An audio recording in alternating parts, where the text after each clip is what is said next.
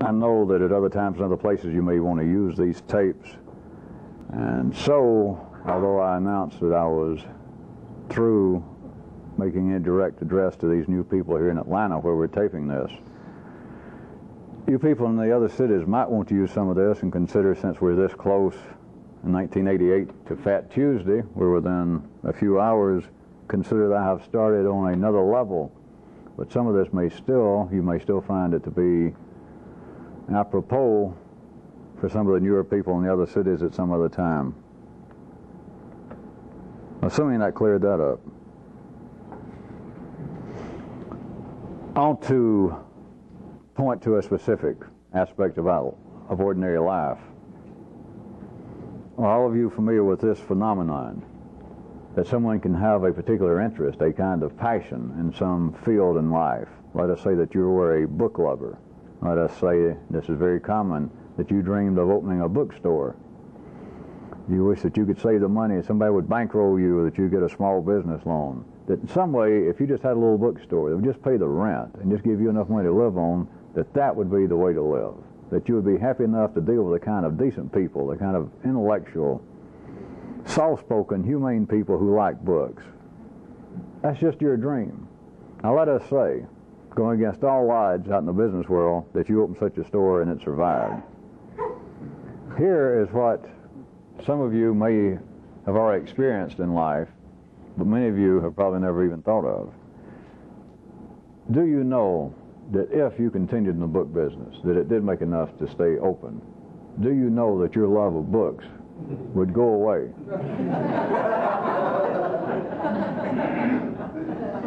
All of you are familiar with this phenomenon. It comes out sometimes as little jokes and witticisms, except it's not funny. It's true. And it's been hanging around these ideas for thousands of years. That is, for instance, that the shoemakers' kids are always barefooted. If you want to find children who are without any real up-to-date medical care, find doctors' kids. You want to find the man in any crowd that's driving the biggest junker of an automobile outside, find out if there are any mechanics in the crowd. If they raise their hand, you know who's driving the cars that look like that if you stopped for over 4 or 5 minutes, they'd come and tow them away. It is a fact. It is a fact that if you love music, if you love phonograph records, and you opened a record store, rather than keeping up with all the records, rather than your collection at home blossoming, if you stayed in business 4 or 5 years and then you sold a record store, and then later somebody asked you, have you got such and such record? This would be true with books, but they said such and such record, it would suddenly strike you, after a little thought, that you had added no records to your collection during the whole time that you were in the record business. And here is why. If you're in a business and it starts out with something that you apparently had a passion for, or for which you had a passion, in a short length of time, you could not help it in the city. Under all ordinary conditions, you could not help it. Your love, e.g., books, records, your love, your passion becomes stuff. It becomes goods. It becomes merchandise. Not that you cease, or not that you begin to have some negative feeling toward books or records or automobiles if you're a mechanic. But your passion turns into a business attitude. Now, when you get into some professions, they even apparently, life encourages that attitude. By such ideas as doctors may care about their patients, but they cannot get personally involved. You can't get involved with everybody that walks in the door that gets a little, they say they're a little ill, and you check them, and some of them are not just a little ill. After a bit of testing, you realize, well, you're about done for, sir. But you can't get all that involved. You'd have the blues every day. You'd be a nervous wreck. You'd be under psychiatric care. An attorney doing criminal work or almost any kind, but you cannot get personally involved with everybody that walks in the door and their troubles. If you're a professional, you have to give them the best care under the conditions of the community, up to standards. You got to do all that's possible, and then you got to forget it. Now they don't talk about such codes among automobile mechanics, of course, but it's kind of the same thing, assuming that they had any integrity, is you do your best. And if the car drives out of here, and apparently you fixed what it was that brought them in, and they drive out, that's all you can do. If they come back later and say, hey, I was in the middle of the expressway and everybody was doing 90, and my car stopped again and almost scared me to death. You can't get that personally involved, right? You can't get that involved with the books, with the records. The reason I bring this up, there is a certain unnatural, unspecified, untalked about attitude to make any real change, which of course I'm inferring is what this is about. It has to get to the point that you would have sort of an unspoken slogan to yourself, and it would be something like this, quote, hey, it's all business.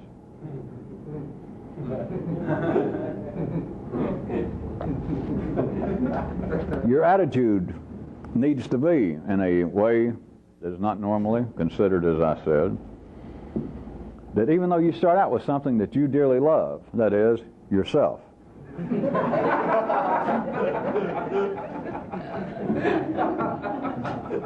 You start out with what you love yourself, but now you're wanting to change yourself. You want to make yourself better. You want to be able to behave better. You want to know more. You want to be able to feel in a different way. And you would think, back at city level, that to do this, you have got to be personally involved. And again, this is where this deviates in an extreme degree from everything that you imagine or that you imagined you imagined, from everything that you ever read about or everything that you ever imagined you read about. There is a way in which you have to look upon you and treat you as merchandise. That it's all business. And to yourself is kind of this unspoken attitude is, look, don't take it personally. It's business.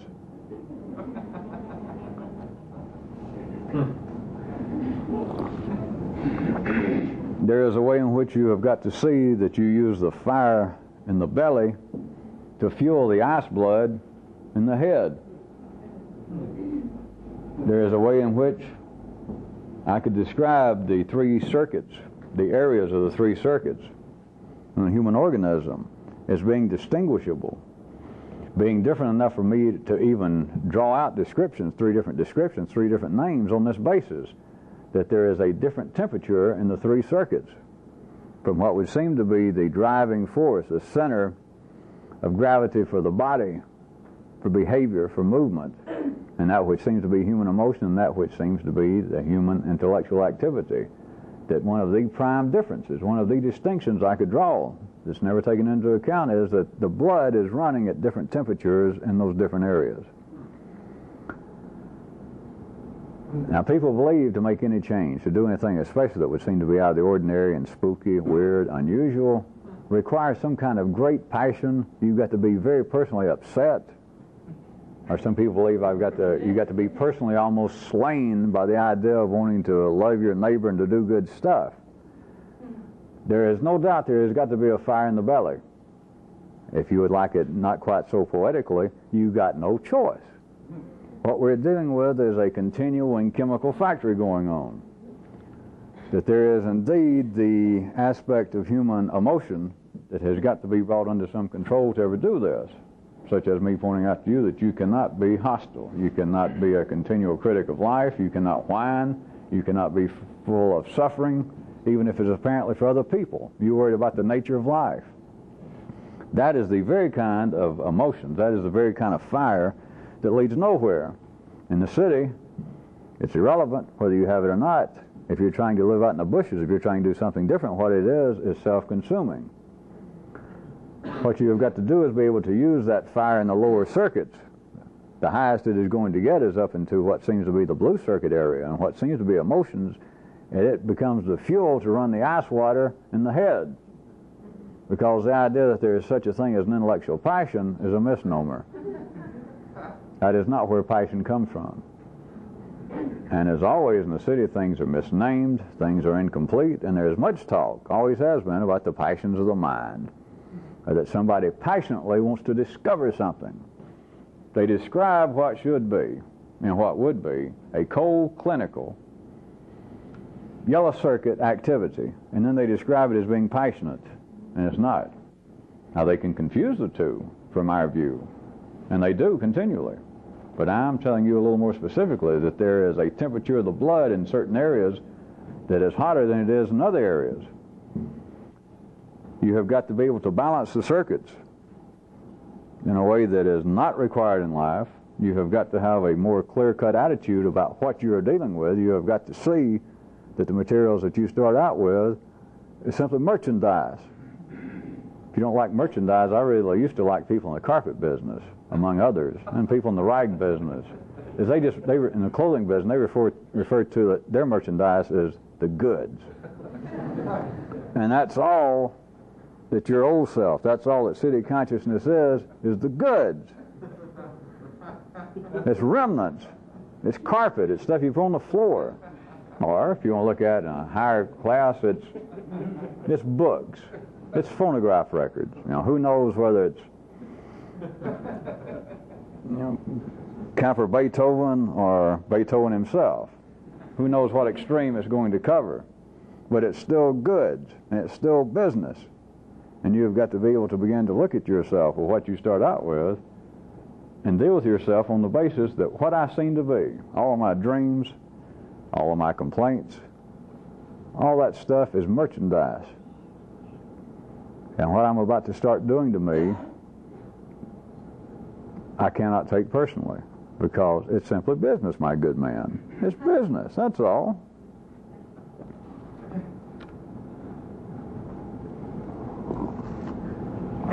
There is a difference. There's an unrecognized difference. I want to verbalize for you that is between the yellow circuit activities, or a yellow circuit kind of thoughts of reality, as opposed to lower circuits, nonverbal reality. And this goes on simultaneously in life. And I keep talking about simultaneously and coevally in life, and how that binary world does not exist as you think.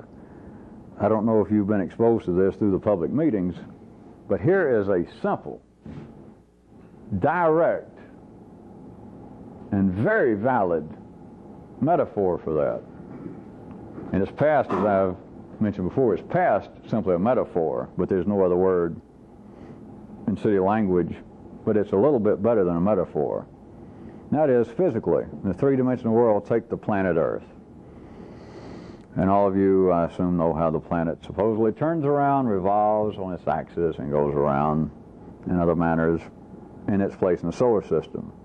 And you also know that if you go up high enough, let me draw it another way. Let us say that you had, we'll have to be very anachronistic, which is no problem. Let us say that it's 1,000 years back, before the people I'm going to describe had a full understanding about the nature of our solar system. But let us say 1,000 years ago, inexplicably, they had telephones. Okay? So let us say we have a person in Bali, and he calls up another person in the Canary Islands. All right, North Carolina. And you do understand that the time zone difference is such that the man in Bali could be calling up, and let us say it's noon in Bali. And so that would make it over in North Carolina, Jesus. Why did I do this? It would make it, all right, let's say 6 p.m. I guess I'm somewhere in the ball game. So let us say that the man from Bali calls up, and they're talking on the phone, and he says something about what a beautiful day it is. And the guy says, well, I wouldn't know, it's sundown. And the guy says, you're nuts. He looks out the window, and he says, it's high noon. And the man in North Carolina says, you're drunk. You're insane. All right, that is not just a joke. You do understand that that is literally true. Literally true. And what I started to say, I was even going to narrow it down, but I was afraid that was too subtle. You can simply go up in an airplane. And nowadays you got phones, and you could call somebody in California when you took off from Atlanta, and you could be talking about what time it is and how the sun looks, or how the sundown looks, and they'd say, no, you're wrong. That it apparently is a different time. In the extreme case I did between North Carolina and Bali, It would seem to be the difference between it actually being nighttime and it being 12 noon. And they both insist that I'm correct and that you're wrong. All right. You simply see that that is true, that is correct, that happens. That both of these two opposing views, these opposing realities, that the man in North Carolina, it is night, the sun is down. The man in Bali, it is high noon. That, beyond metaphor, is the kind of reality that if you had a more complex view of what's going on, if you could see in a more complex manner that things that apparently are in opposition, that contraries exist simultaneously, but it has to do with limited information. To go back, as I said, with the basis of it being anachronistic of 1,000 years ago and still having phones, that those people did not understand. There could be different times here on the same planet, that they suddenly had phones and could talk to another position on the planet, but they didn't understand the curvature of the Earth and the revolution of the axis and etc. That is the same way, although I agree it's more complex, and it's not as simple for me to draw out a physical example of how apparently you believe one thing and somebody else believes something else, and neither one of you are right, neither one of you are wrong. And then when you get very subtle, is to take all that from apparently out there and internally. You believe sometimes, well, I love so-and-so, and 5 minutes later I don't love so-and-so. Or for one moment you think life is not bad, and 2 seconds later you think life sucks. All of this. Now ordinary people look at it as being something to overcome, that if they ever thought about it, they would see, well, this is a problem that must be worked out. That some of these examples I can think of, some of the things that I experience and I feel, some of them are good and proper and some are not. And that's not true. For that to be true, then some of what you believe would have to have validity and some have no validity. And it's not a matter of degree. It's a matter that all of it is true. All of it is correct. All of it exists coevally.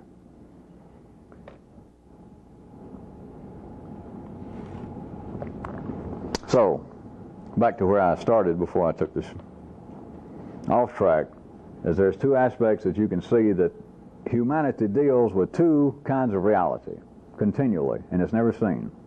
And that is what appears to be yellow circuits thoughts of reality. It's the reality that people talk about, and then there is the reality that people do not talk about. It is the reality of the lower circuits. It is nonverbal.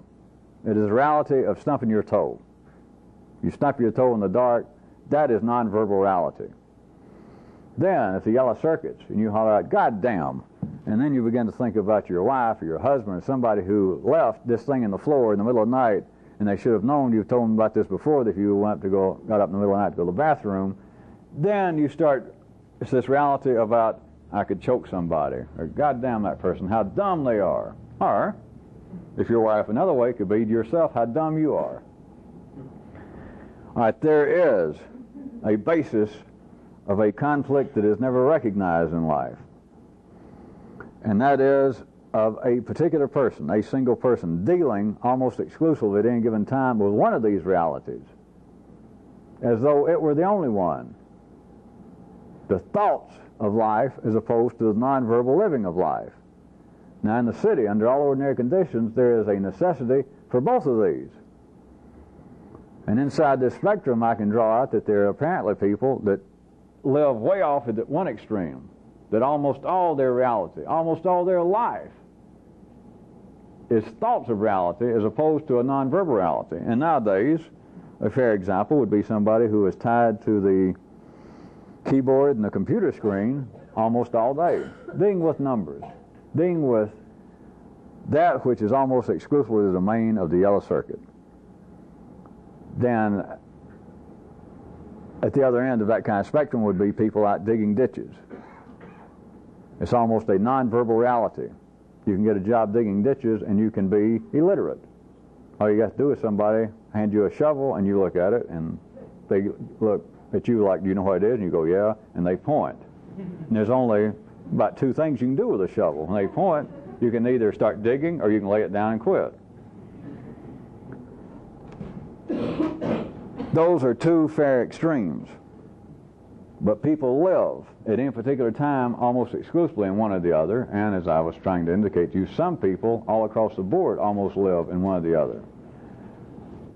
Another aspect of how this produces in an unrecognized manner what seems to be the problems and the questions in life is that there is an unrecognized conflict between these two in the 3D world. It seems to produce all of the areas that give fuel for the ordinary consciousness to find fault, to criticize, to be cynical, such as the headlines say,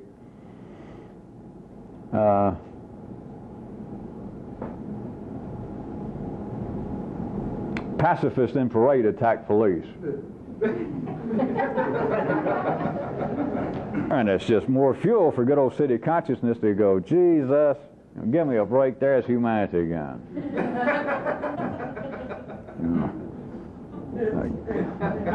Minister counselor at boys camp found to be sodomist. Priest found to be this or that. There is the conflict that is not recognized as such, and I'm saying conflict in a very ice-cold clinical way, in a scientific way. I don't mean some imaginary misstep of humanity. But there is a conflict. There is a necessary conflict that is a kind of life-producing stimulation between this yellow circuit thoughts of reality, the reality that's in here, and then the reality that's out there. And they rub one another. They're supposed to. If they didn't, this reality would be useless here. If they did not rub one another, then this part would not have invented lights, this camera, this microphone, the air conditioner, the heat. There is a conflict between humanity being able to think about reality, about, boy, it's cold. And now for the last 4,000 years, all my relatives and myself, up until now, every time it gets cold, we have to go and huddle up in a big old pile with dogs or other smelly humans, or we have to find a cave. And so then they think of reality about, hey, what if we could invent something that we wouldn't have to go and lay down with, make it a 3-dog night or a 5-human night. Instead of that, what if we could invent this thing and we could turn it on and it'd get me warm? All right, there's that kind of rubbing between what humanity and the yellow circuits can imagine would be a reality and then what they're confronted with. So it serves a purpose, of course. It serves a very necessary purpose. But you have got to see that in you personally, it's going on continually, that there is a running, parallel dynamic that splits up into two realities. And they do not necessarily, you've got to see this for yourself, they do not necessarily coincide. But then you've got to see that's not a problem in the city. In the city, that's fine. It's just fine as it can be in the city. If it gets too far, you're known as nuts in the city. But way this side of that is what everybody needs. If there was not a kind of running conflict between what you can imagine as being reality and then what you're confronted with, were that not so in the city, no one would do anything. Nobody would go to work. Who in the hell needs a paycheck? Who needs anything? There is that running, unrecognized irritation, conflict between the two. It would be Hamlet updated, is what it should be. That the question would be to act or to think of acting. That is the question.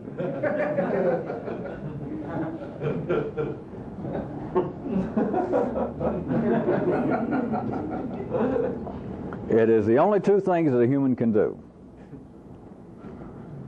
But there is an inherent conflict between the two. If there is not an inherent conflict between the two, people in the city are not aware of one or the other. It is sort of a timeout. It's a moment of nothingness. It is a minute of silence. It is 2 or 3 minutes of boredom.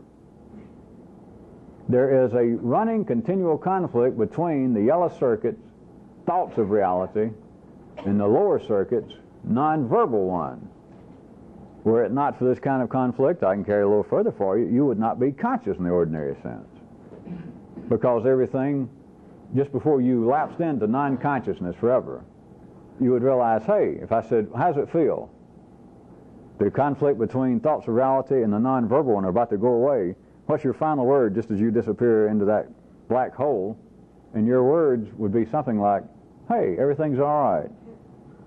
Finally, everything's settled down. And that'd be it. We'd never hear more from you. You would not be conscious in the ordinary sense anymore. But to do this, you have got to be aware of the fact that that is the way that you're structured. That's the way that everyone is wired up, and there is a running conflict that no one recognizes. And you've got to see that there are proper times to act, and there are proper times to think of acting. But the two are running simultaneously at all times. They sometimes grow close together. They sometimes apparently have an immediate effect, a proper effect on one another, and at other times they seem to be far removed. And the further they are removed and the more that it's unrecognized is the more that you or anyone else feels as though, Jesus, things are not right. Things are broken. Things are flawed. I'm confronted with a problem again.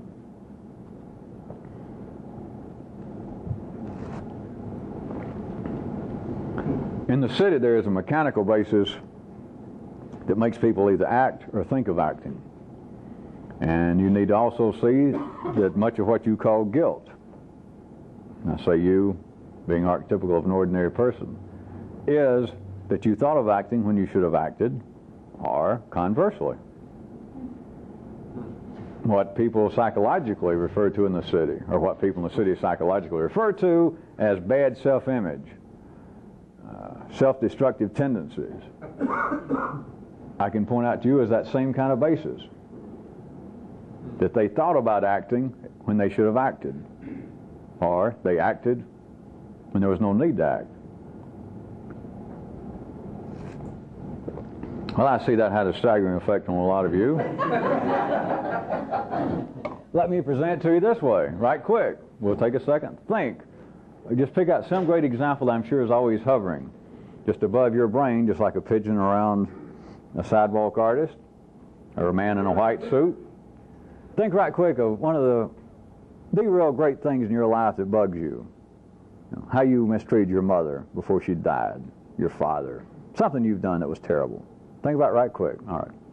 Now, were it not true that whatever it is you did, if you just thought about doing it instead of doing it, would you feel that way? And if that doesn't fit, if it was just something that you thought about doing and you never did, if you had done it, would that not cure this feeling that, well, I wish it was otherwise? Whether you followed it or not, the answer is C. The answer is yes, that everything would be different. What appears to be a problem would not be a problem currently.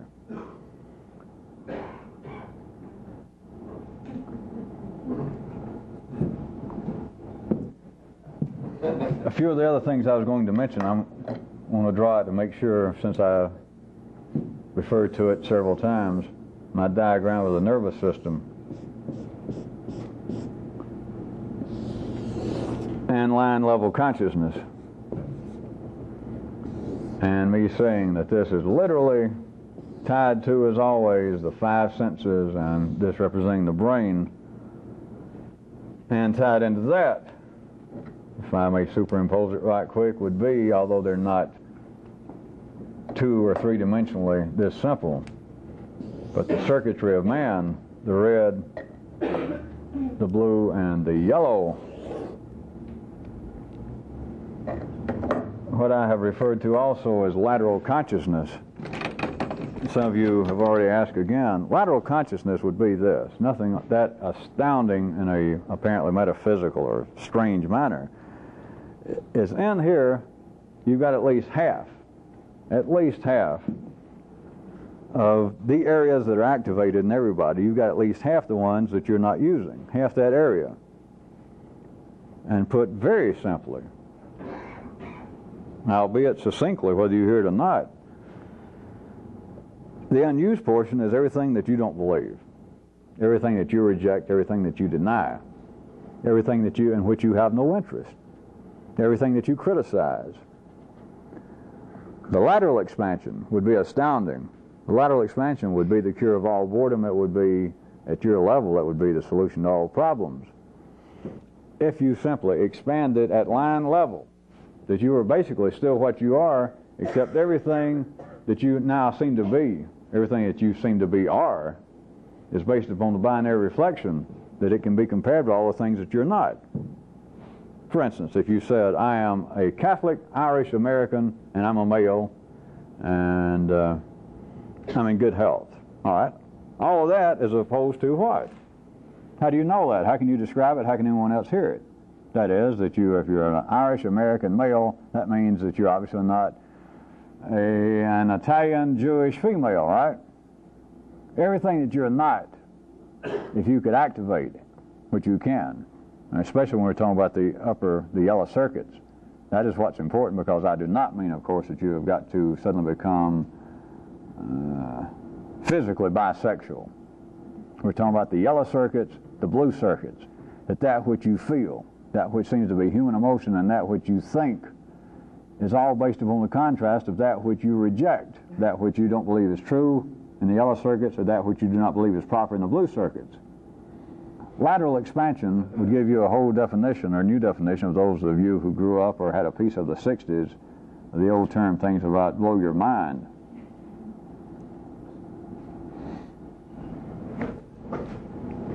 But keep this in mind of some of the more of the things I was going to mention tonight about the lateral expansion.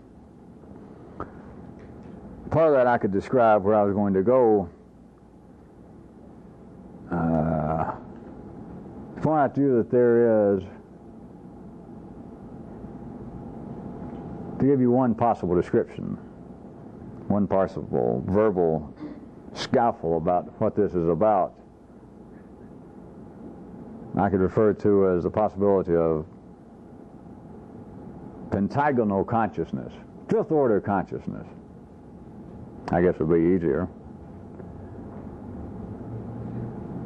Vis-a-vis what I'm describing about lateral expansion of one's consciousness, I want you to realize that right now everybody, anybody that's interested in this, that's what I mean by everybody, has present the full potential to be more conscious than you are, to be conscious in a four-dimensional sense, which would be to be balanced, to be as active and as activated as possible in all the circuits. That is, be as healthy as you can be. Which if you're here, I'll repeat for you again, you're that close to being as healthy as you can be. You don't believe that if you take up a whole bunch of exercises, or if you change your diet, or that if you really search around for the secret ambrosia of the gods, that there's going to be something that you can do physically that'll make all the difference in the world. You're nuts. Let's don't be so crude. You're wrong. It's not true. You are that close right now, if you belong here, you're that close to being as healthy as you can be. That's it. And you should get there and then forget about it. Blue circuit-wise, it's a little more complex. Yellow circuit-wise, it's somewhere in between. But you have got to get as healthy, you have got to get as stable as you can, which all of you should be that close to be here. You have got to be the world's squarest hip, or the world's hippest square. It would be a, relatively speaking, a fuller, an almost full lateral activation and expansion of the three circuits, based upon a continuing awareness of the seamless background of time, is what turns it into 4D consciousness. That is what is lacking as far as anything extraordinary at line level consciousness. Now, this is just one possible description, but it again is quite valid, and it is based upon that which you can observe, is based upon that which is accepted as being basically physiological reality even in the city. To be conscious of life in the three dimensions physically, but then have a continuing, a non-stop, a seamless awareness that time indeed, I'm just taking the city descriptions now, that time indeed is a fourth dimension. But what ordinary consciousness cannot continually conceive of is what seems to be reality to me in all my circuits. It's splintered. It's supposed to be in the city, of course, but it is splintered, it is isolated, and I have no continuing awareness that what was true, apparently in time, 5 minutes ago is no longer true. than what I can state now at ordinary level about I believe in such and such, or hey, you'd never catch me doing that. I'm an idiot. I know that there's every possibility in the world. Of course, when you get good, you don't have to be that magnanimous with yourself. You can say, I know for a fact, anything that I'll say I'd never do, shit, I'll do it. Anything I've ever said I wouldn't do, I've always done. Of course, after that, I'll later say I didn't do it. But I must have been high. You would also see that out in life, if you had a continuing awareness that this panorama that seems to be out there was seamless, that the way ordinary consciousness perceives it is always cut up into segments, reflective of the pages in literature, the way movies are edited, the way consciousness itself works, that I see things in segments. That's the way it's supposed to be in the city. But if you had a seamless kind of consciousness right now, if you were expanded in such a way that time was non-stop, that you did not see somebody over here, and then later you saw them 2 hours later and they were over here, or you saw somebody like your mother 25 years ago and now you see her another way, it would be like a non-stop panorama that people are not cut up into segments. Life is not cut up into segments. If you had such a consciousness, then everything that you now believe is inexplicable. Everything that you believe that cannot be explained, just down to the basics about why do people act like they act. If you had a continuing background awareness of time, you would have no such question. None, none, none. Not theoretically, you'd simply have none. It would no longer be a question. It's the oh syndrome. That you just look and it's oh. Not only your life, you can then begin to see that same thing in your own nervous system, that is, the history of humanity. There's been none of these ups and downs. There's been no inexplicable epochs in history. There's been no dark ages of history. No more than there's been any dark ages of your history, your family's history. It is the inability to be even 4D conscious. There are all sorts of little hints that float around in the city about time cures everything. That's a jewel. Of course, I could make it better. Time kills everything. Time slays everything. Time answers everything. If you could see it. Any question that you could have at city level, at line level consciousness, if at whatever moment that you suddenly had that question, that just seemed to be the question to you, like, why is man such and such? What do you fill it in? Why is man evil? Why is man bloodthirsty? Why is man dumb? Whatever it is you thought you had. If the fire in you that fuels such a question, if you could hold that state and not ever blink your eyes and not ever stare, that then you were like in a cyclorama. Does anyone know what that is? It's a painting that's done on 360 degree around the walls of a place, and you go in and the painting is everywhere. It's not framed, it's not cut up. It's everywhere. If you could hold your awareness right there that you suddenly had this question, why is man evil? Why is man dumb? Why am I dumb? Why anything? And you could unblink, unstare, and suddenly time became like a cyclorama, I simply tell you this, you would understand the question. But that is not the basis of ordinary consciousness. You blink, you look off, somebody asks you a question, somebody gives you a statement, somebody says, did you know that your best friend just died? Do you know that I'm going to die? Do you know that such and such happened? And what happens? Here's ordinary consciousness. Somebody says, do you know such and such happened? You go, huh. Do you know that your house just burned down? Anything. Here's the nature of consciousness. Remember the little staring task that I think some of the paradigm people had already mentioned to you, and I know I've mentioned it. But it's as though you're cutting up the cycloramic picture into little frames. You're cutting up a movie reel into the little frames, and you look at one at a time. And you forget that it is seamless. That would be 4D consciousness. That would change everything. If you simply I don't make this any stranger than it is. I'm just saying that if you had a non-stop awareness that time was the background of everything, and that you had a continuing awareness of the seamless nature, that everything that apparently is going on, from what you judge to be good, bad, indifferent, up, down, that it all has a seamless, non-stop background of time, just in the ordinary sense. If you had that, you would be extraordinary beyond description already. If you had that, you would have no particular questions. You certainly would not look upon life as a critic, because then, at line level, at the ordinary level of life as it is now, you would understand what was going on. You would be very close to knowing how life operates in the city. That would be, to most of you right now, that would be the answer. To most of you, that would satisfy all of your curiosity. That would satisfy all of the ills that you believe that you have suffered. But that is not the end of it. It's why I brought up the pentagonal possibility of what would really be a fifth level consciousness. And that's what this is really about, that there is yet another level. And that would be above the line. That would be not just lateral expansion. We'd be in now to the real Rod Serling, outer limits, Star Trek, science fiction, spooky time. And here's what, I'm just going to give you a quick little verbal sketch, because it points towards something that's a little more down to earth, if you can hear it.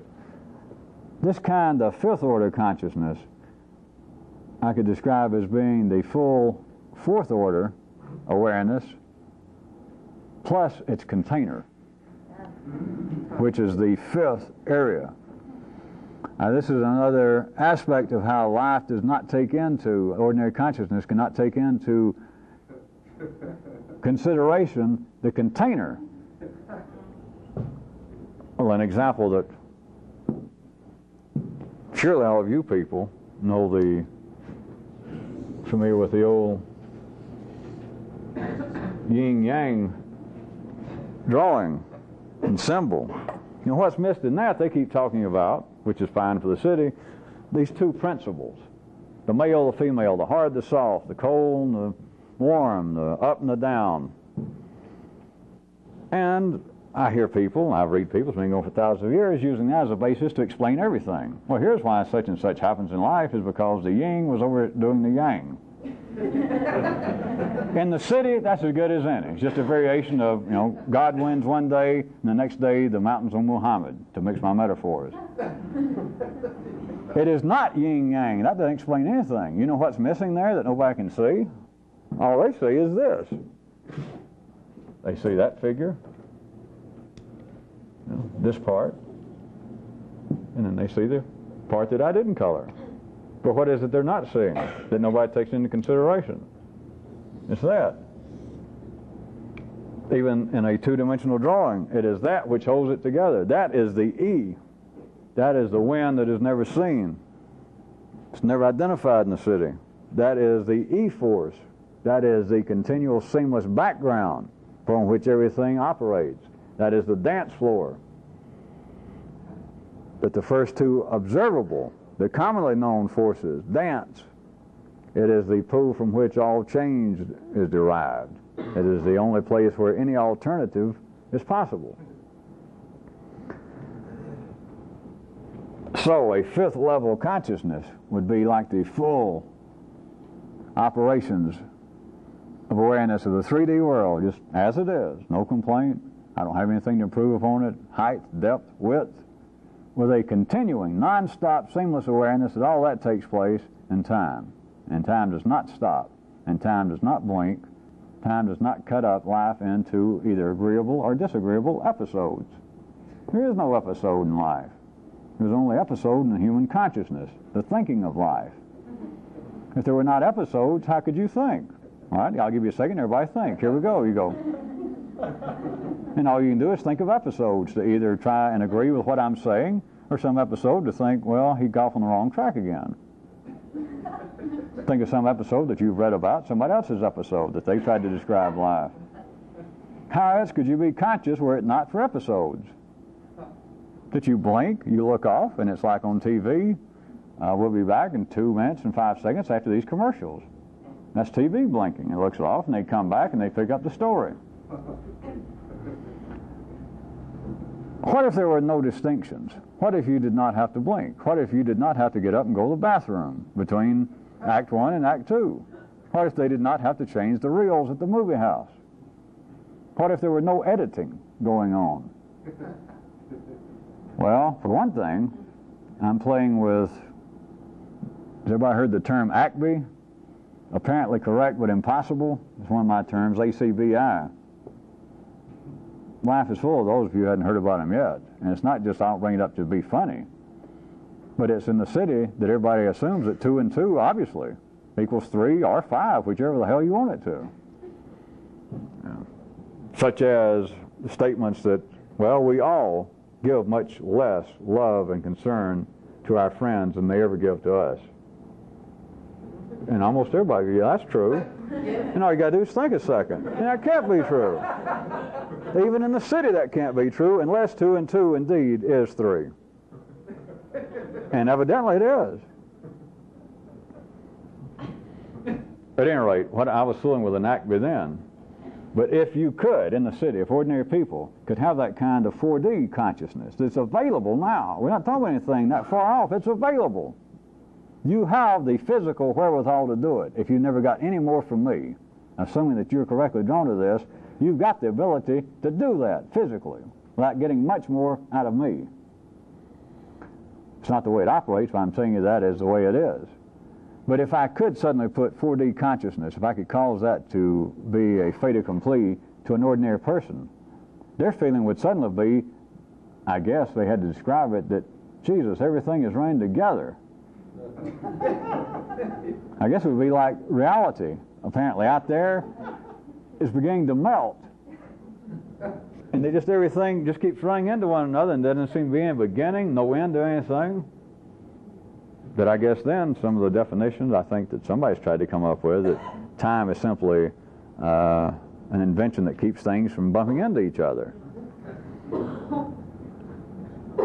My description is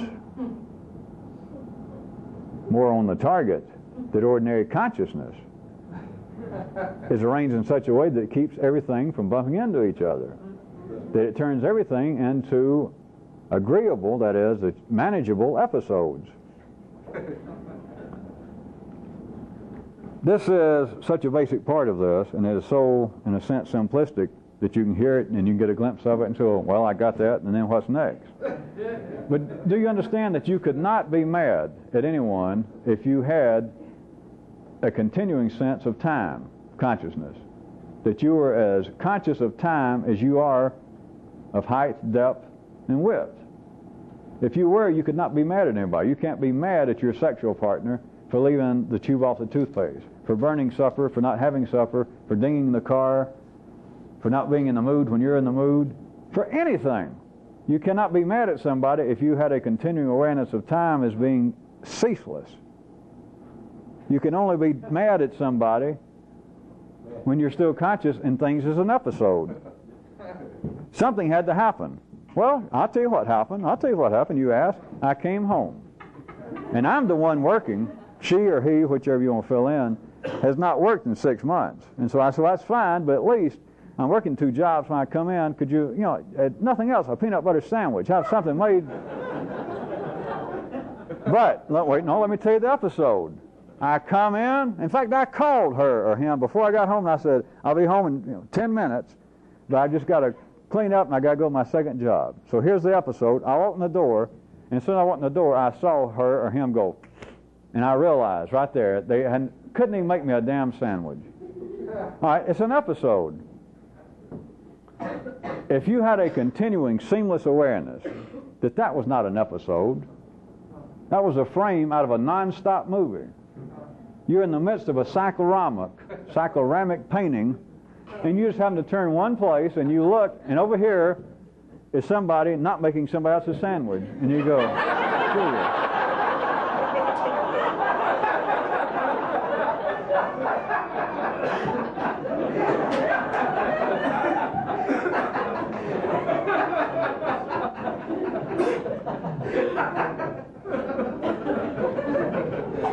It literally requires that you blink, that you stare, that you be conscious in such a way that all of life is an episode. I repeat again, it is so simplistic. It is right at the very base. It is the foundation of ordinary consciousness. It's almost impossible to see it. Think of the things what important is happening in your life. What may have had the kinds of psychological, spiritual, intellectual impacts on your life. Things that if I said, all right, everybody's had a few things in your life that seem to have shaped your destiny and what you are today. You'd all go, yeah. And I say, what were they? All right, you'd have to relay a what? A fucking episode. Like, well, one of the times is when my father died. This is a whole panorama. I mean, you don't tell me an episode. If you're born, you die. What else is new? If your father didn't die last week, he'll die this week. He'll die next week. Tell me somebody that didn't die. The episode is when I lost my leg in an accident. It's always an episode that something happened, and to you, it is a segment. It is a blink. It is a going to bed one night, and you got the next day, and your business went bankrupt. Somebody died. If you had a kind of continuing awareness, which is possible, I'm saying you, it is possible without any kind of great, strange effort. It's just unnatural. If you had a continuing awareness that that you're in the midst of what amounts to, and it's not just 3D even, but you're in the midst of a cyclorama, and that the only way that apparently you can deal with it in the city, the only way that people do deal with it is to continually blink, that all of life is composed of episodes, of things that have happened to me. Now, what happened to you was life. Yeah, but ordinary consciousness says, no, I know what you mean. We all live, but there are things that have happened to me. Things have happened to me. No. Life has happened to you. And life does not stop. It's consciousness that stops. Life doesn't go along and do a certain thing, like life come along and kill your father. And then life go, phew, and life stops a minute and takes a rest. And at the same time, you take a rest. And then life gets back up and says, all right, here we go. But that is how consciousness perceives life. That it's a whole bunch of fits and starts. That things happen, and then they cease to happen. I'm doing pretty good one day, and then it's like everything broke down. Then life turned against me. Then my luck changed.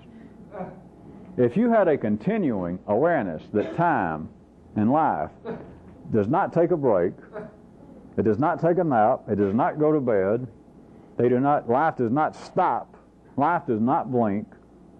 If that's getting too complicated, try it with time then. Time does not blink, time does not stare, time does not run long. Of course, if you begin to see this is silly for me. I have to put it this way in your life, like it would do it just for you. You got to remember that coevally, everybody else is existing. But if it was just along your little line, you've got to see that time does not come along and do something to you and then take a break. They're like, well, it was so horrendous what I did. I killed his business. I killed her family. Whew. And so time stops, and you and time both go, and you blink, and you look around, and life blinks, and it looks around, and it's like everybody sort of gets themselves back together, and, well, let's press on. Maybe that was a bad situation, but we've got to get up and pull ourselves together and press on. That is consciousness. That is your flawed perception. Time runs 24 hours a day. Non-stop, does not blink, and does not distinguish what it has done to you or anybody else. Well, I have laid on that as much probably tonight verbally as might be profitable. But if you had a seamless, continuing awareness of time and you did not blink, and you refused, and you've got this potential, and you refused to let ordinary consciousness feed you life as being episodes, that something happened and it made me feel a certain way. It made me behave in a certain way. Blink, blink, stare, stare. Now we have a commercial. Everybody look off. Think about it a second. If you could stop that, and it was just a continuing running of it, you would have no perception of there being anything wrong with life. Everything that you find to be strange, mysterious, or even broken would become clear, pristine, and quite stable and operating at the height of efficiency. But it would require that you have expanded, just at line level, consciousness into every possible area. You would not be blinking, you would not be staring, and when everybody else says, look over here, including your own cellular voices, you would know, at the very least. When everybody hollers that, say, I will. And you got to learn how to do this, if you've got to. And sometimes in the public, you almost got to. Is you can apparently look over there, and you're actually doing this. And everybody says, look over here, what's happened to me, or what's happened to you, and you apparently look over there and go, my heart is broken.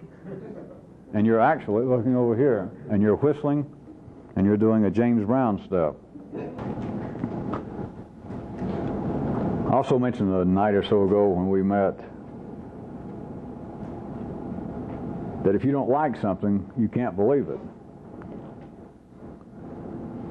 Let me push the envelope of that validity. Push as far as you could even try and hear it. Now that is a fact. That is an unrecognized four-dimensional law of physics. That the way people are wired up in the city, that if you don't like something, you just hear about it. You're an idea from me or anybody. If you don't like it, you can't believe it. And the tacit inference, I assume you catch on, is I'm saying even if it proved to be true, if you don't like it, you won't believe it. You can't believe it. Ordinary consciousness, it's not supposed to believe it. Now, even if some of you tried to chew on that and consider it, let me push it a little bit further. If that's true in the life of man, then I'm here to break the bad news to you that it's also true on another level, that this is just a small-time reflection. So how about this? What if life doesn't like you personally? Do you realize the implications that life is not going to believe you? And do you understand? I'm not saying that life is not simply going to believe anything you might have to say. Life is not going to believe you in the sense it's not going to believe that you even exist. You're going to be a non-entity to life. Does that strike anyone as, boy, that's a familiar feeling? Of course, any of you that it did strike you, you take it as being very personal. In some way you deserve it, being the terrible, terrible, episodic person you are.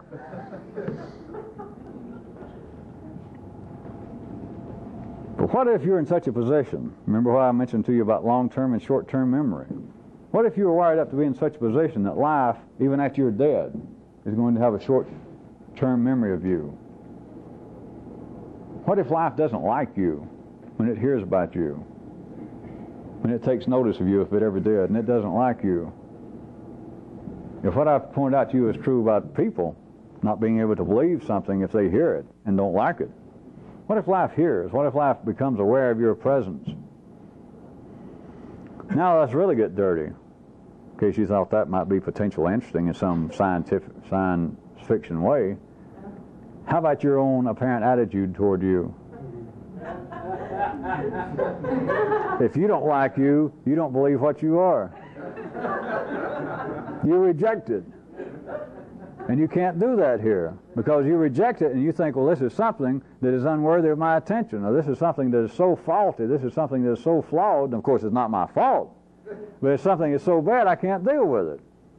But that's why I'm looking for something new. That's why I'm looking for some new theory, some new system. Is I want something that I'm just going to leave all this and I'm going to start anew. You cannot say goodbye to a place until you know it. It's impossible. In the city, people apparently are always going and trying to wave Mama off on the train, but the train never leaves. Of course, wave Mama on the train, I'm talking about yourself. That I hope to be rid of me. Bye-bye. You know, I've lost weight, I got a new job, I got a new car, I finished school. It's like, bye. I joined some new cult, I changed religions, and you keep waving bye. You're waving bye in 1968, But if you had a kind of seamless view of time, you'd realize it's 1988, it's 20 years later, and I'm in the same relationship to me and me on the train. I'm still waving bye to Mama, and nothing's moved. If I look off and I blink, I believe it has, because night turns to day, winter turns to spring, and so it seemed like something happened. But if you had 4D consciousness, you'd realize me and the train, me and the me of me on the train I'm trying to wave, we're in the same relationship. It hasn't moved, and yet I'm waving. And I believe that something's going on.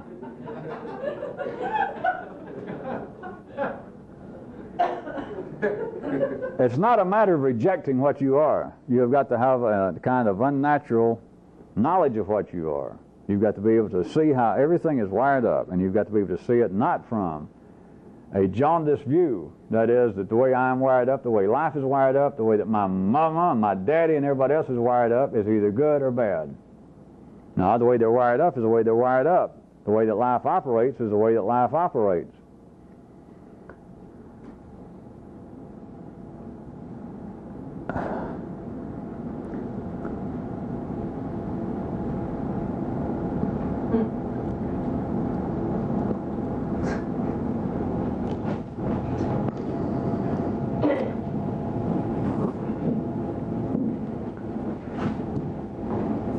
For you people on the tape, I'm going to put on an epilogue, because tonight here in Atlanta we're going to show this new group of people what the numbers are, and I'm going to finally give them the real favors.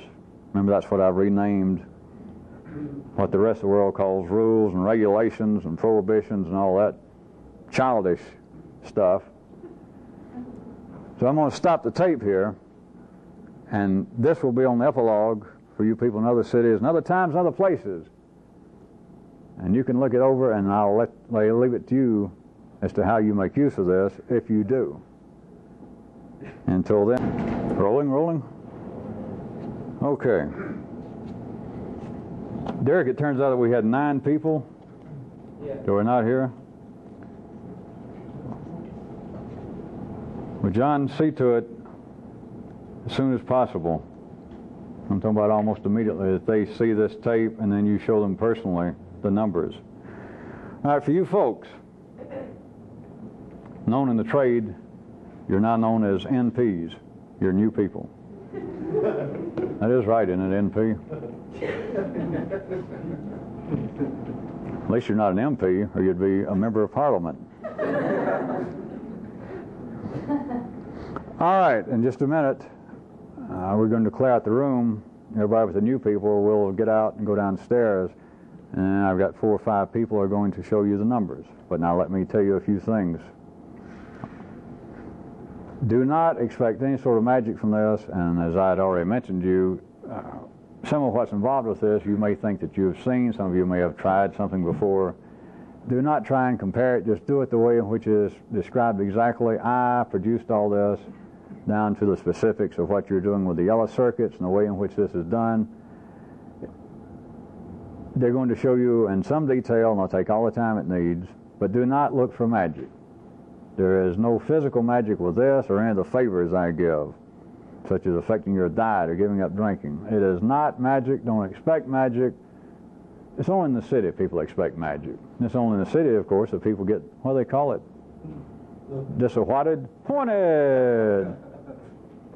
It's not something to be disappointed about, but do not expect an instant miracle over doing anything that I can describe to you as being the basic requirements.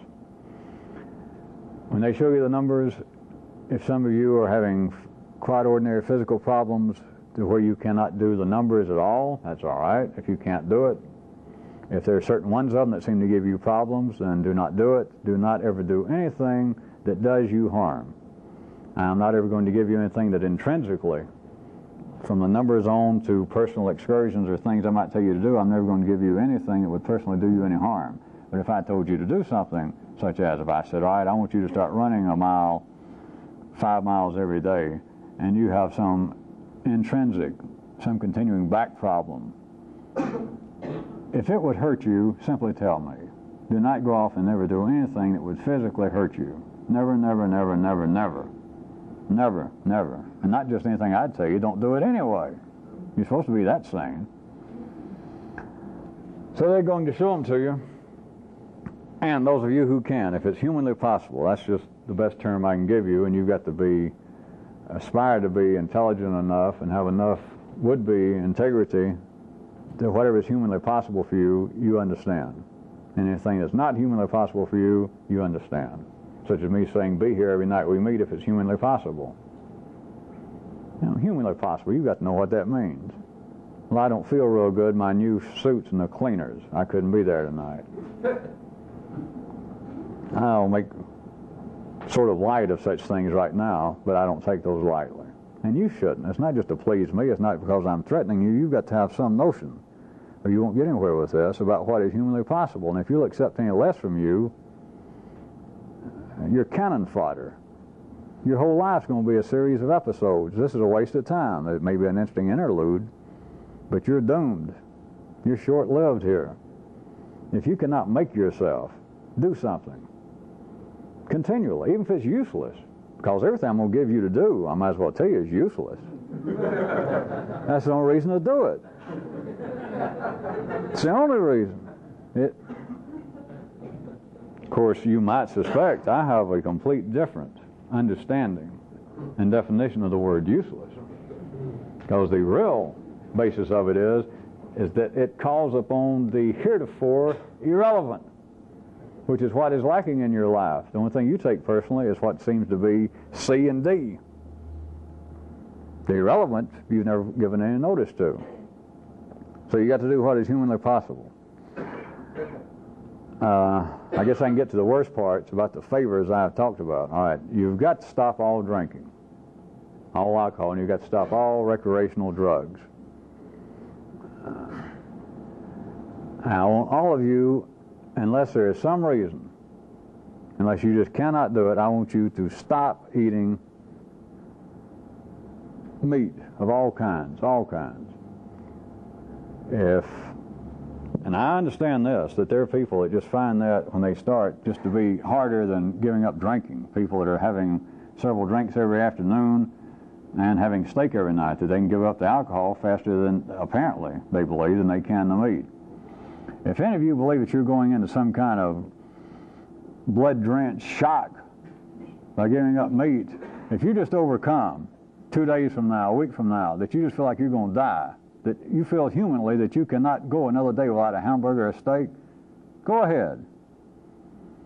Now, this is not a religion. You're not displeasing the gods, but I'm telling you that if you belong in this, you've really got no need to be feeding the circuits, and I know exactly what it is. You've got no need to be feeding them dead flesh. There's no reason for it. It does not operate at the same level this does. But you cannot do the impossible, and if any of you, at any time, if you go a year, and you just suddenly one day just overcome, and you really believe, you really feel that if I do not have a piece of meat, I'll die, then hell, go have it. But don't suffer over it. Go have it, eat it, and if you enjoy it, and then wipe your mouth and forget about it. You should also, a couple of these I'm going to give you as a suggestion for the time being. Any of you who are into heavy consumption of caffeine, you ought to cut down. You ought to be down to a very small amount of caffeine. You ought to be down, those of you smoking, you ought to take nicotine down. If you're smoking, you ought to get at least the sorriest, lowest cigarettes like Carlton you can get your hands on. I mean that seriously, it's changed tomorrow. You ought to cut down on the amount so I don't frighten you anymore.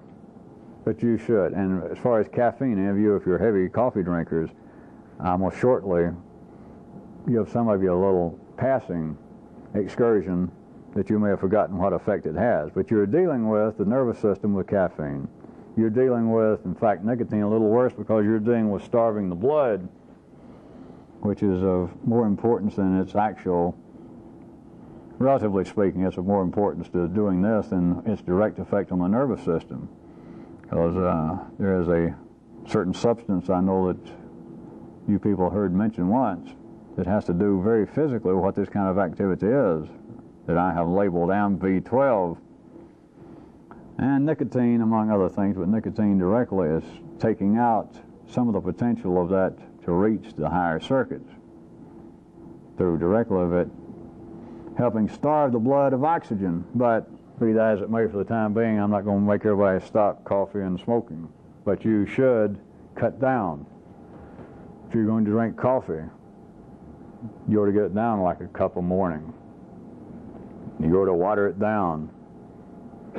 All of this, if any of you find that you are seriously addicted, which is quite easy to happen to caffeine, for instance, all it takes is a few days and you can cut down. You can start mixing half decaf with coffee and get it down to where you're only having just a wee bit. If you got to do that, just slip up on your old system. Absolutely no hostility toward anybody here in this group, taking into consideration the fact that I know that you automatically feel, very likely, some toward somebody in here, one or more people. Big deal. Ho hum, so what? What's new? Do not express it. You can do that. If you can't do that, you can't do anything. That is absolute. Also, no sexual flirting in here with somebody that's already tied up with somebody in the group. None. Do not be trying to take away to even flirt with. That's what I mean by flirting, even to the simplest level. Do not get engaged in that kind of sexual capriciousness. Not as long as two people in this group are involved. Do not do it. I'll throw you out. Just don't do it. If they break up, your sex life really is of no interest to me. What you do outside the group is just almost irrelevant. Just almost. Other than, of course, extremes, I trust that you're not getting out and paying somebody to beat you within an inch of your life. And I can't wait for you to heal up twice a week or to come dragging in here. Other than that, your sex life is just almost irrelevant. But it is relevant here that you cannot engage in that kind of casual flirting around. If anybody in the group splits up and you've had your eye on them and your little chemical factory has been buzzing about theirs, go to it. But not until it's over. Not until they're no longer involved with somebody in this group.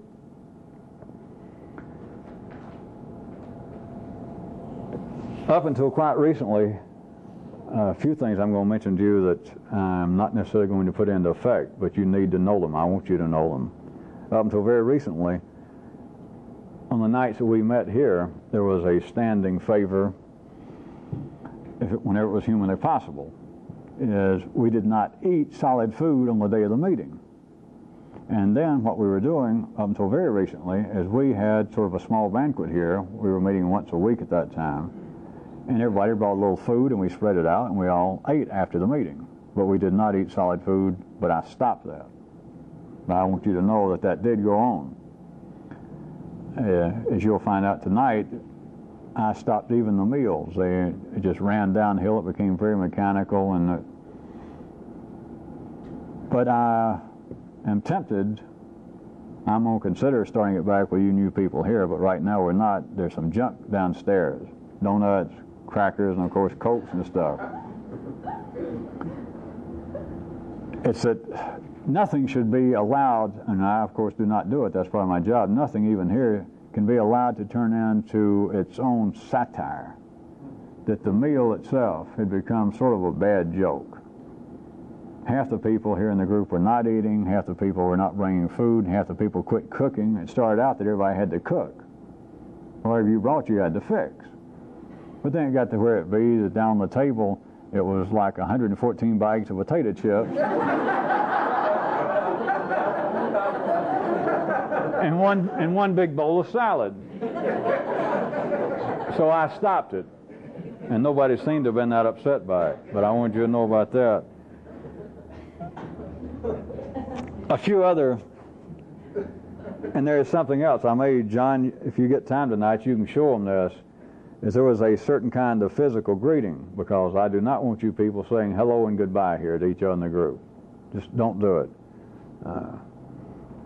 Rather than trying to look off or don't know what to do, just nod to people when you come in. If you're there and it's the kind of situation that you would have said hi or hey, just nod. There was a whole little greeting, sort of a little small ritual that we use, but there are too many people here now that logistically it would get to be a headache. It would take probably 2 or 3 hours for everybody to go through that, and before the meeting could start. By the time you got through going through the greeting, as we used to do it, it'd be 10:30 or 11 o'clock, and it'd be time to just knock it off. But do not say hello and goodbye. Here, just do not do it. Trust me. There's a reason. And sitting around here any time we're together, people here in the group, you are not to talk business of any kind. Whatever, no business. You're not talking about your health here. I still want to know if any of you people are really ill at any time. I want to know about it. Send word down here. You're responsible for doing that, but do not stand around here with anybody in this group. Do not ever talk about your health. And no business of any kind, no finances, nothing like that. Do not talk about this, about what's going on from now on outside of this, and do not try to talk about me. Just drop it all. Don't try to discuss it with anybody.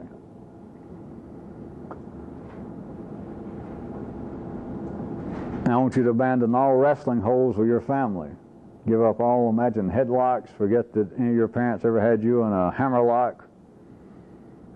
You got to stop it. I'm going to be more specific about that. And you may think that I'm just talking, but I can stop that. I can either stop it or I can throw you out. But you got to abandon that. That is a dangerous hobby. It's got no value whatsoever. It's got no basis in reality out here in the bushes. Any imagined complaints, any imagined ties that are based upon any kind of negative connection between you and your parents, even if they're dead, just stop it. Just stop it, stop it, stop it. Just forget about it. There's no way to win it. Nobody's right, nobody's wrong. As I said, I'll get more specific into that someday. But you got to stop it now. You also got to abandon anybody that's any relationship that is hurting you. And I don't care what the description is. And I'll give you a little while to stop that, 2 or 3 days or 2 or 3 weeks. But if you're in a relationship, that if I, took you aside and poured you a big old glass of wine or made you drink 2 or 3 cold beers and said, well, now that I finally know who you are, what's your name? All right, well, what's up? Tell me something right quick about your life. And you started saying, well, I live with a girl. She came out here once, she didn't like it. Anyway, I've been living with this girl or this guy. And I say, yeah, if I had to encourage you at all. And then you begin to tell, all the heartbreak and all the problems you had, right? Which is a normal case of events in life, right? Well, here that's wrong. You got just a little while to abandon that. If by any definition, and I wouldn't question you on it, if you just say to yourself, if your feeling is, I'm in a relationship, I'm involved in a way that I don't like, it's like the other person is always stepping on my toes or worse, get out of it.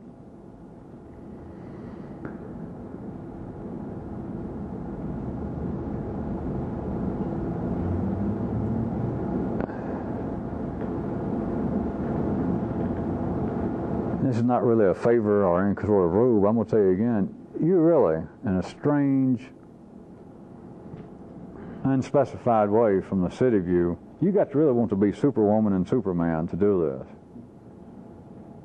And you got to be just this close, not only as being healthy, but you got to be this close to being able to hear me say this and be relieved when I tell you that you got to quit whining. I don't mean just out loud, that's bad enough. But you definitely got to quit around here because I won't put up with listening to that kind of shit. But then you got to quit doing it to yourself. All you got to do is listen to you, and it's whine, whine, whine. Even about serious stuff. And here you are, evidently a fairly respectable, a semi-respectable member of your city community, decent job, a car, education. All you got to do is listen in here. Even somebody that you believe that you have serious, deep concerns about life, the matter of the injustice of the world. But listen to yourself. You sound like that great Roman orators for Demosthenes, who was he used to stand out with pebbles in his mouth to curse out and to speak out in the face of the waves and the winds. You even sound like Richard Burton doing an imitation of somebody like that in a film. All you got to do is listen in here, and it's whine, whine, whine. It's bitch, bitch, bitch, bitch. But that's a little too polite of a term to suit me. It's whine, and you got to stop it. And that's all you do. That's the talking to you. That's the voice you hear. That's the internal partnership of the way you operate. It's whine. Everybody.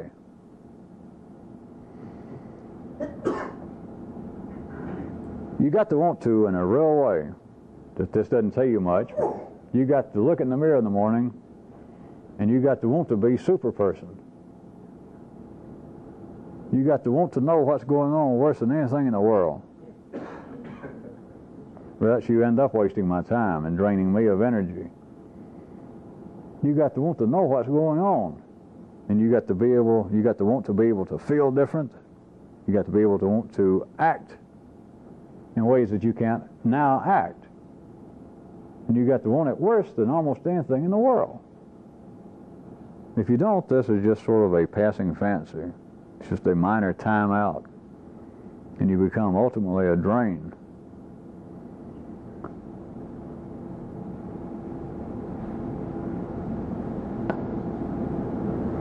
And all you new people, I want you, even though I keep saying that I'm not going to slow down and I'm not going to continue in this much of a direct manner to play as though that you just joined up here. Be that as it may, to the degree that I do that or not, still, the kinds of questions, notes, observations you send me, don't hesitate to make them as basic as possible. That you go ahead and operate, that you just stepped into this. Anytime I use a term, a phrase that apparently I put some special spin on or that I made up, be sure and write it down if you've never heard it and send me a question about what is it? What did that word, did I hear it correctly, or what do you mean?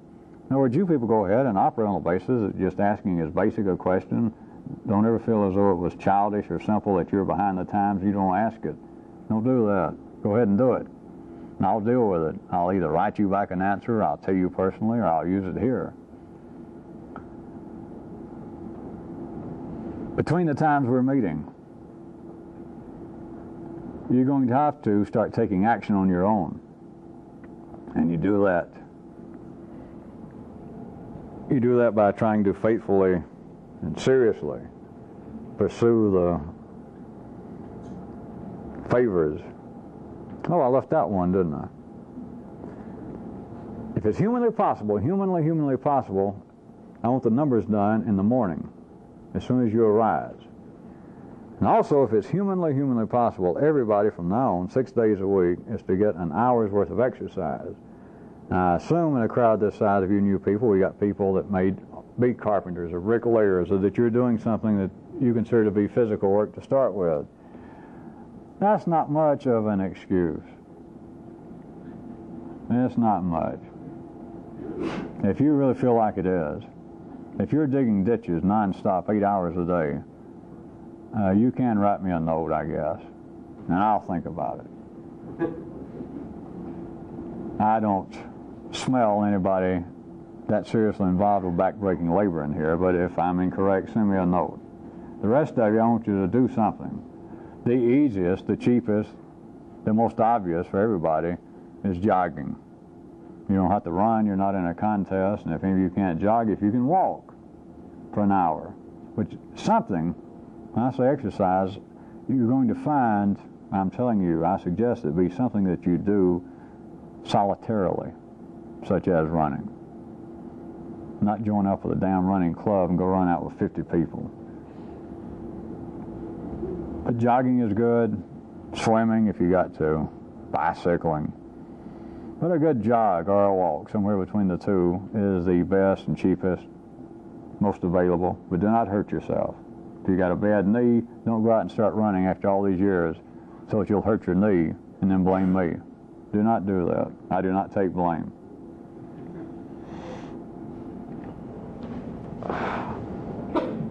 And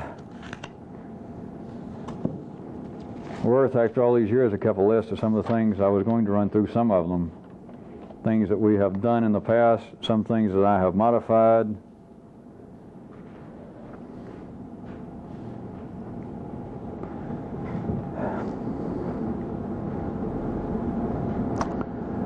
I think most of these I'm just going to let them come out organically if they ever do come out.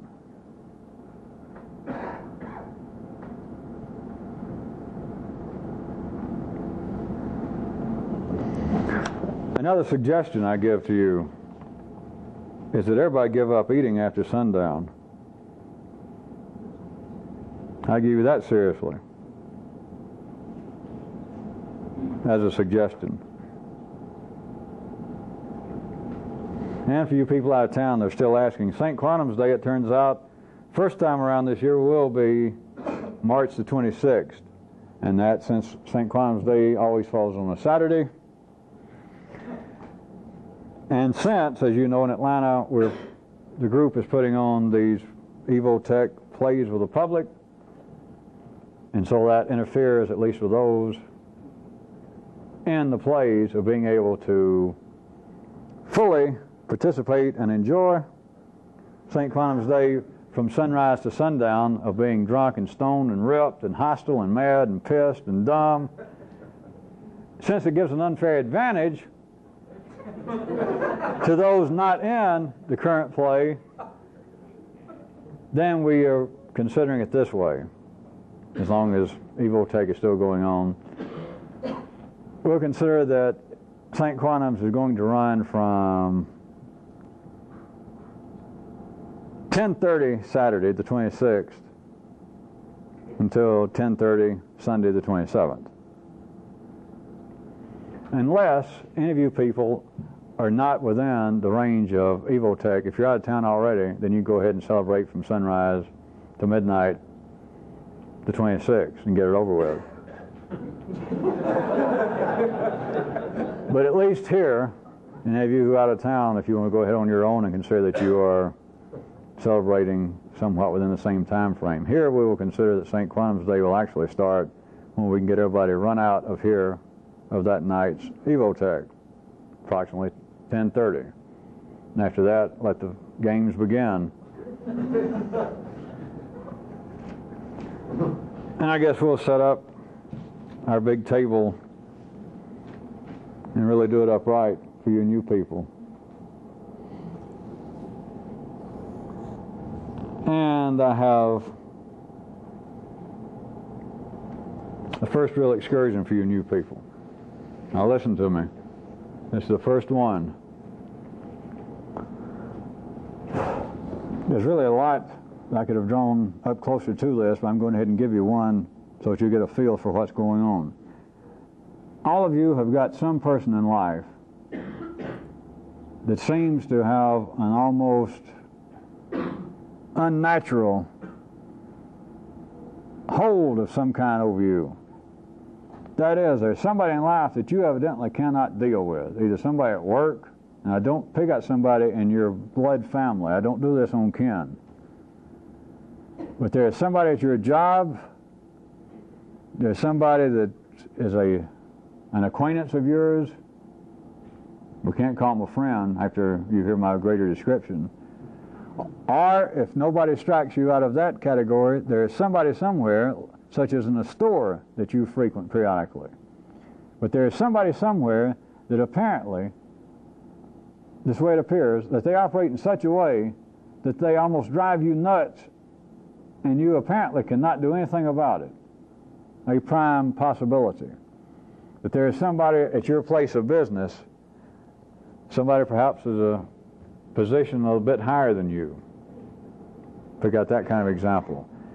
And they can apparently just look at you, say a few hostile words at you, and there's nothing you can do about it. That you walk in the morning and they're the type that will turn around and say, "Do you know what time it is?" And there's nothing you can do about it. But they seem to be hostile in such a way